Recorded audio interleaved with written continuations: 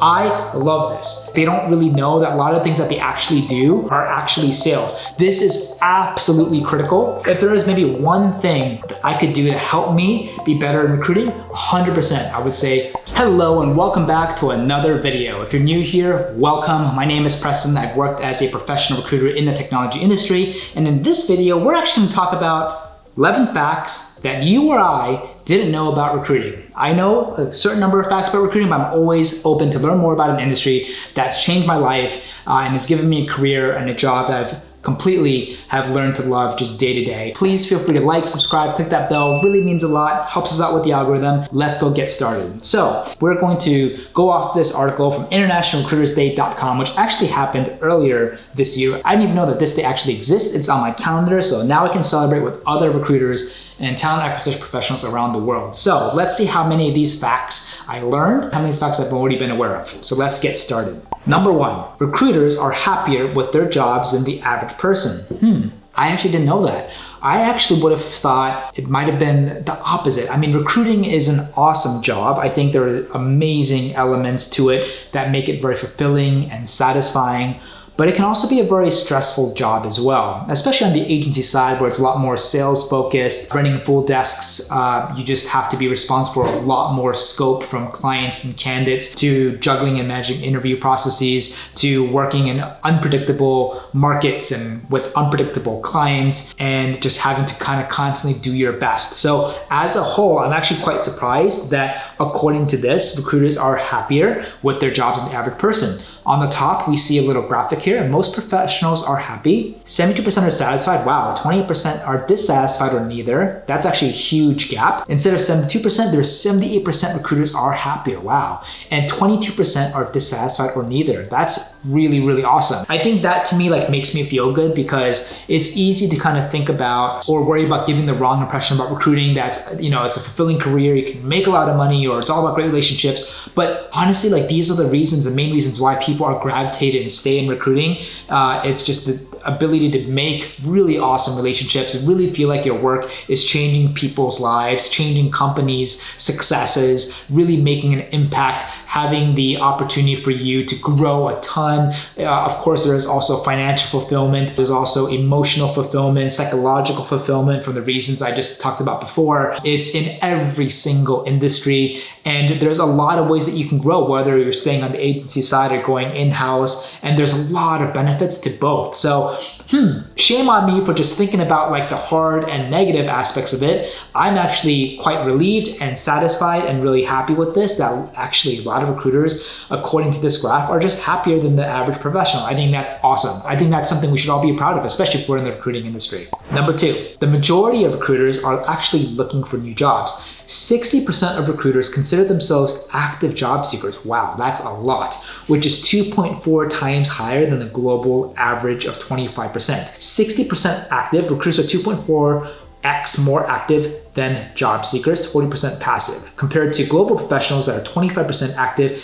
and 75% passive. Now, I can share a little bit more of kind of a deeper industry insight to this. From my experience and my knowledge, especially on the agency side, there's extremely large number of turnover because most people who are coming into recruiting in the sector start on the agency side, which is not the best for most people. If you excel in sales environments, high pressure environments, you even like to kind of have a lot of your income be directly tied to placements and you are okay with just almost environment that's where you have kind of semi-micromanaging management and it's all about performance and results, I think you would really excel on the agency side.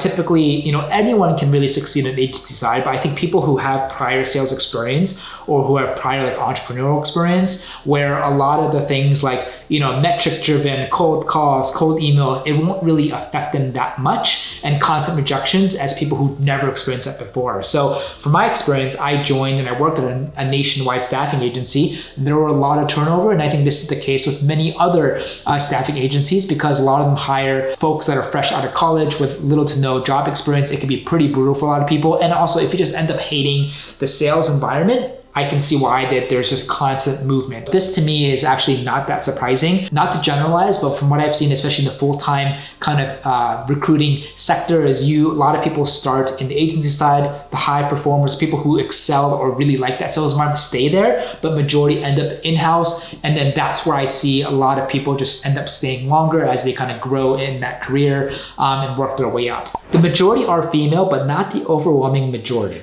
60% of recruiters are women and 40% of HR and recruiting leaders are male. So 60% of recruiters are women, and recruiting and overall HR, 54% are female. Interesting. This is another fact that I actually heard about constantly, that the majority of talent professionals in recruiting are women. And I'm actually curious as to the reason why. I think recruiting is a people-to-people business. I think if all you're doing is focus just like on numbers and flipping people and just doing placements, I think, regular kind of a lot of generalization. I don't want to generalize, but I think a lot of men with sales backgrounds excel at that. But I think maybe in in-house was a little more slower speed. It's all about emotional, psychological. It really plays to, I think, a lot of what women are just good at in general, and having the empathy, emotional IQ, and just really loving building strong relationships, cultivating it, making sure and really caring about people's success. Not to say that guys don't think about that, but this is just, in my opinion, maybe just a working theory as to why this is the case. If you have any other perspectives, I would love to directly hear from you. Please share your comment below, but this is something I've seen quite often. I don't think it's because recruiting is an unattractive career for men. I think maybe, especially in in-house work, from what I'm thinking, a lot of the soft skills or a lot of the attributes needed or that together makes a really good recruiter, maybe it just resonates a lot more with women more than men. But this to me is like super fascinating. That's honestly just like my attempt as to like a possible explanation. I could be completely wrong. So I think from my experience, like I love recruiting either way. I think the fast paced, the sales, and whether or not it's the majority are female, it doesn't affect me at all. And I've met so many recruiters, many of them much better than I am, who are women. They're just absolutely crushing it. And there's so many ways for me to kind of learn better and learn from them. And I'm kind of curious to see whether or not it's going to stay like this moving forward. And they have a lot of experience. The average recruiter has 10 years of experience, and the average recruiting and HR leader has 19 years of experience. There is a lot of movement with little turnover from maybe the agency world to in-house, but from what I've seen, recruiters, talent professionals that have stayed and committed to their career, they've done so for a very, very long time. And that's one thing definitively that I've seen time and time again. And this just honestly like makes that point. The average recruiter has 10 years of experience, which is significantly long, especially in the technology industry. But again, I'm sure it's recruiters in general. And then the fact that recruiters and HR leaders have like 19 years. I mean, this is awesome. It shows commitment. It shows growth. It shows people just finding fulfillment in their jobs, especially in the recruiting HR space. And it's a great reason to stay for the long term as they continually find themselves to be able to have the opportunities to evolve and grow and be challenged and be stimulated. Awesome. The best ones have strong relationships with their hiring managers. A study by Deloitte found how well a recruiter handles their relationships with their hiring manager is the most critical aspect of success. This is absolutely critical for agency recruiters, but more specifically with internal recruiters. So internal in-house recruiters are basically recruiting and filling hard to fill roles for positions in the company that they're currently employed in. And what's really, really going to make or break the difficulty at which the recruiter can conduct a successful search and qualify and outreach and interview and close somebody is how well they can understand what the hiring manager wants. I think if the hiring manager and the recruiter are on the same page, they vibe, they gel with each other, the recruiter knows exactly what the hiring manager is looking for, exactly the things that are deal breakers, exactly things that would just really impress the hiring managers, then they can include all of that in their search, and the candidates that come into the pipeline have now a much higher chance of being interviewed and subsequently hired.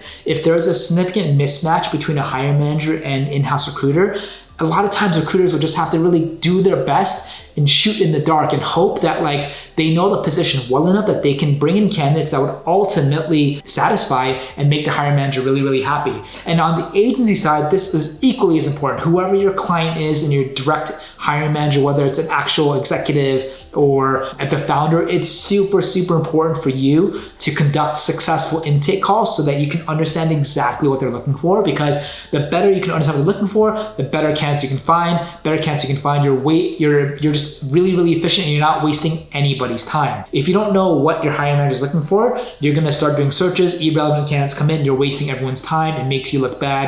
That can compromise your relationship with your client. And the same thing with your in-house too. It can just become a circle of like there's like just average communication or not enough communication happening, and then you just have to rinse and repeat and try your best to find and tweak targeting in hopes that the hiring manager is happy. It just would be so much easier on anyone's time if you can just skip all that and you know exactly what the hiring manager wants through really great, constructive, productive discussions, and then you can hit the ground running and find awesome people off the bat. Number 6, a lot of them used to work in sales. The most common industry for recruiters to come from is sales, followed by operations and administrations.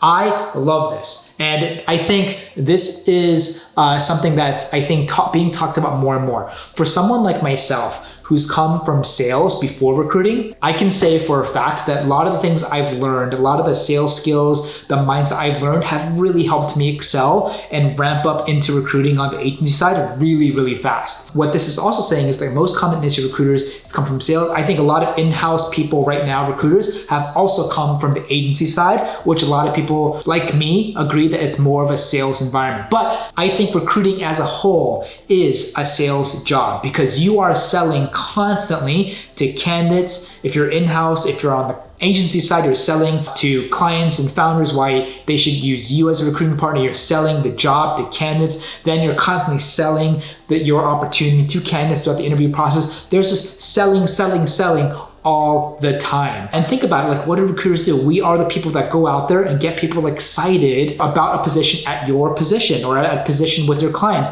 How do you do that? Through really good, effective sales, communications. So I think if you have a sales background, you can understand exactly what I'm saying. I think the people that I've met who are like, recruiting aren't like sales, never really experienced sales in their lives. So like they don't really know that a lot of things that they actually do are actually sales oriented actions or are actually sales. Sales isn't all about just like cold calling or just negotiations. It's all about communicating, following up, feedback, tone, delivery, personalization, customization, understanding what their needs are, understanding what concerns are. All of that is sales. If you agree with me, or if you don't agree with me, let me know. But this is something I'm really passionate about. And for people who ask me, like, if there is maybe one thing that I could do to help me be better in recruiting, 100%, I would say sales, sales, sales, sales. But it's also really good to see that a lot of people from ops and administrations also have come into recruiting from those backgrounds. I think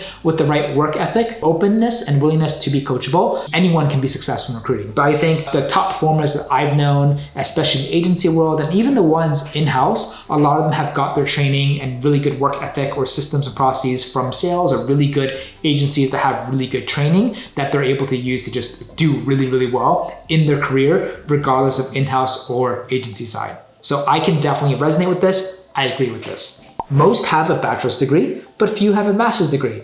77% of recruiters have a bachelor's degree, but only 18% have a master's degree. Recruiting is, I think, one of the easiest industries that you can get into. You don't need a technical degree, don't need an advanced degree, you don't even need a degree. There are so many agencies out there that will just hire people, whether you graduate from college or not. And if you are willing, you're open, you have a hard work, and you're okay usually with entry-level salary and to work your way up, and you know that you only move up through results and performance, honestly, you have a good shot of getting a job in recruiting. If you were to look for entry-level roles or entry-level recruiting roles in-house, those might require a little bit more bachelor's degrees or maybe at least 1 to 3 years of recruiting experience. So I'm speaking mainly for our agency. If you're interested in recruiting, I highly recommend you just go on Google and try to find really great agencies that operate near you or hiring remote, and then just take your best stab at it. But from my experience, I think if you show just a really good attitude of just willing to learn and passionate about recruiting, and you can show somehow that you demonstrate a really good work ethic and you can be coachable and you can follow their systems and learn as fast as you can, I think these are all great things that agencies will look for just future hires. And they also studied psychology in undergrad. The most common undergraduate major among recruiters is psychology, with business, marketing, and human resource coming in at second, third, and fourth respectively. Psychology is awesome. Recruiting is a people-to-people business. So the better you can understand the receiving ends' mindset their logic, the way of thinking, the better you can connect with them, the better you understand what they want, what they don't want, what concerns them, what don't concerns them, the better you can bring it together. Recruiting is like two Lego pieces. What the candidate wants, what you can offer, has to match perfectly for an offer to be accepted. And if there is some sort of mismatch, our job is to see if you can actually tweak, modify terms, you can somehow understand, get deeper dive into the candidate's mindset to understand their concerns, so that hopefully you can kind of modify enough, you can shift enough where it becomes a perfect fit or a good enough fit where the candidate feels good about clicking and accepting. And I think a background in psychology, I don't see any downsides to that. If anything, it can be a significant benefit. Business, marketing, human resources, I mean, these are all things that can just give you, I think, another additional element to your holistic set of skill set that you can utilize and leverage to be a successful recruiter. And I think that's awesome. But again, regardless of degree, I firmly believe anyone can be a good recruiter. I think with the right training, with the right mindset, with the right work ethic, with the openness and willingness to be coachable and be able to just be consistent over and over and over again, that is the key. Many of them just mastered training and customer service. The number one skill added to recruiters' LinkedIn profile in 2014 was training, which was ahead of customer service. Training, customer service, onboarding, applicant tracking, internet recruiting, screening, temporary placement. I don't really know exactly what, do they mean training like their team members or just how well that they're trained themselves or how well they can train others? I think in the agency world, like training is key. I think a lot of agencies' trainings are bad, but some and many are actually really good. And if they train you well, then you can train other people well. And I think that is one of the ways agencies thrive today based on training alone. It's all about just how well can you teach someone to be a recruiter with no recruiting background? How fast can you get them ramped up to do consistent deals? And then how well you can teach that person to do the exact same thing to someone else. And I think recruiting in the agency sector is fascinating because a lot of it is meritocracy based, meaning like you're rewarded, you move up just based on results. So that's why they're open to hire people with different degrees, no degrees, different life experiences or backgrounds, and especially those who are okay starting at entry level, because like if you can work hard and you prove yourself, the recruiting agency will love you. But on the flip side, that's why it can also be really stressful for people who aren't performing as well consistently or having to do so consistently.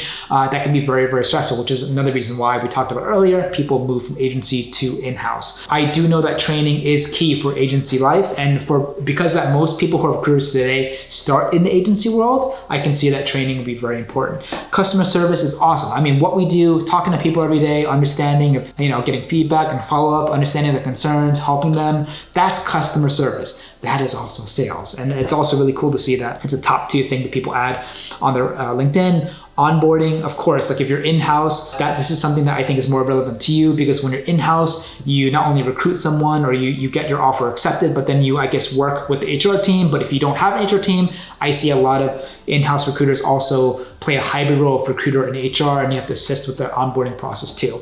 Applicant track system, I think this applies more to in-house recruiters. If you're in-house, you have to usually work at with an ATS system, Lever or Greenhouse, for instance. And typically, like a lot of experienced recruiters have an experience working with a multitude of them, if not at least the top 1, 2, or 3. Internet recruiting, obviously, no surprise there. Like in this day and age with technology, with internet, a lot of the times, most of our work is done through the internet. Screening, obviously, we have to qualify people to make sure that they're good. We do qualification calls all the time. We also do initial, very quick screening, looking at people's resumes in LinkedIn to even make the decision whether or not we should reach out to them. So we screen constantly, all the time. And then temporary placements, great. A lot of staffing agencies also do part-time freelancers. A lot of staffing agencies only focus on part-time freelancers or temp placements. If you're in-house, you don't always have to hire full-time. It can also be contracting temp people too. They're super popular on LinkedIn. Yeah, we are. Usually because everyone that we talk with, we always just add them. And so like if you're, you've been a recruiter for years, you can see how that just compounds to just ridiculous number of people that are part of a community. Especially if you're using one of LinkedIn's tools, Sales Navigator, Recruiter Lite, Recruiter, the more people that are part of your network, the more people you can essentially see and reach out to through LinkedIn's recruiter product. Unless like you're paying for like the most expensive one where you can see everyone. But for LinkedIn Lite, it really depends on your network. If you have a very limited network, you only have like 100 people, part of your 100 friends, part of your LinkedIn, you won't be able to see nearly as much as someone who has like 10,000 or 50,000 or 5,000. So that's another reason why recruiters do that. It's not just for the sake of just simply adding people. It gives us an added benefit too. With the top ones knowing how to use it. Top recruiters are 60% more engaged with LinkedIn's recruiting tools than average recruiters. I think LinkedIn is an OG tool that all recruiters should use. There are so many other tools that are used by recruiters. And again, it really depends on the industry, depends on the type of positions that you do and what sort of positions or candidates you're going after. But LinkedIn, time and time again, is mentioned, whether it's the Sales Navigator, Recruiter, or other products. I mean, honestly, it's one of the OG tools that we use among many others. So yeah, I think being on LinkedIn is one thing, being able to use it effectively to find great people, to then be able to provide them jobs and then to give them their dream jobs. That's the reason why we are on LinkedIn, not just to be popular or make friends. Well, that's it guys for the 11 facts that we didn't know about recruiters. While some of them did actually surprise me, others I was actually aware of. It was also really cool that the ones I were aware of, I didn't really know definitively like what percentage or number. So it was really cool to kind of get that added data insight, but it definitely helped me learn a thing or two about recruiting. What was your favorite fact about recruiting here that we went over? Please comment down below. We'd love to hear from you. If you love this video, want to see more like it, feel free to like, subscribe, click that bell. It would really, really mean a lot. Feel free to also follow me at Preston_Park as I try my best to also post daily. Thanks again, and we'll see you on the next one.